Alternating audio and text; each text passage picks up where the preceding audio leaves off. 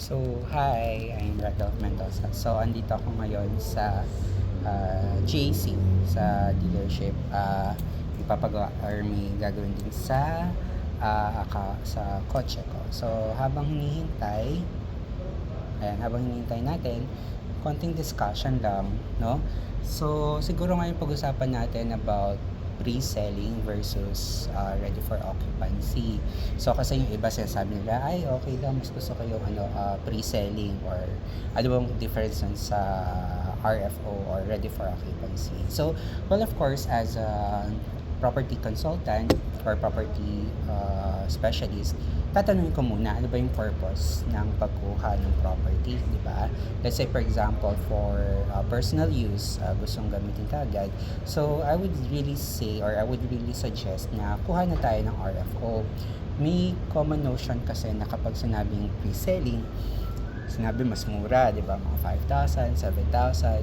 Pero usually kasi hindi na-advise ng tama ng mga hindi na-advise ng tama ng mga ahente din, na hindi sinasabi na yun pala yung down payment.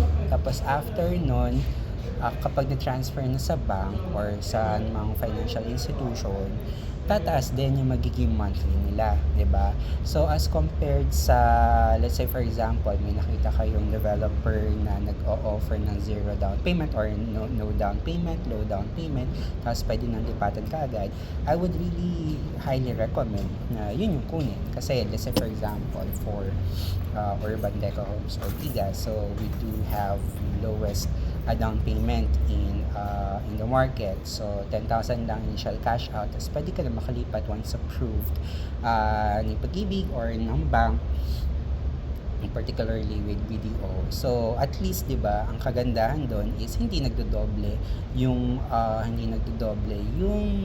bayad mo. Let's say for example, if you are renting out, 'di ba? At least magagamit mo pa.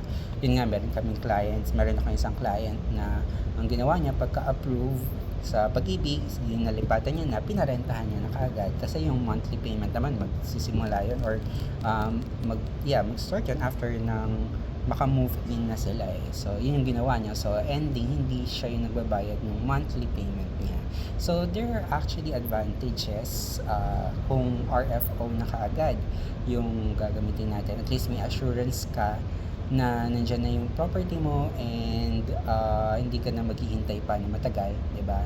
Kasi usually with pre-selling, 'di ba? Usually 3 years to pay, 5 years to pay, tapos kung ano pa, may mga instances talaga na nadidelay pa talaga. So, as compared kung ready for occupancy na, at least nandyan na, may assurance ka na nandyan na yung property mo na pwede na talagang lipatan. So, yun, would really highly recommend na alamin mo muna kung ano ba talaga yung purpose mo of purchasing property or a condo unit for that matter. So, kung okay naman sa'yo, yung maghihintay ka ng matagal, or hindi mo naman lipatan ka agad, tapos okay lang sa'yo na nagbabayad ng down payment monthly, pwede naman, 'di ba? Tulog lang yung pera mo, pero meron naman na kasi na mga developers na nag-o-offer ng lipat agad, may initial cash out lang. Okay. Ha? Pinalinisan ko muna. Sige. So, yun. Yan, duman pala yung ahente ko. Ayan, tapos, ahente sa kotse. Ayan. So, yun. If ever na may mga questions pa kayo or may gusto kayong itakal pa about real estate in particular, about condos, mga financial institution na pwedeng mag-finance, so you can comment down below so that pwede natin pag-usapan next time. Siguro hanggang dito na lang. Bye-bye!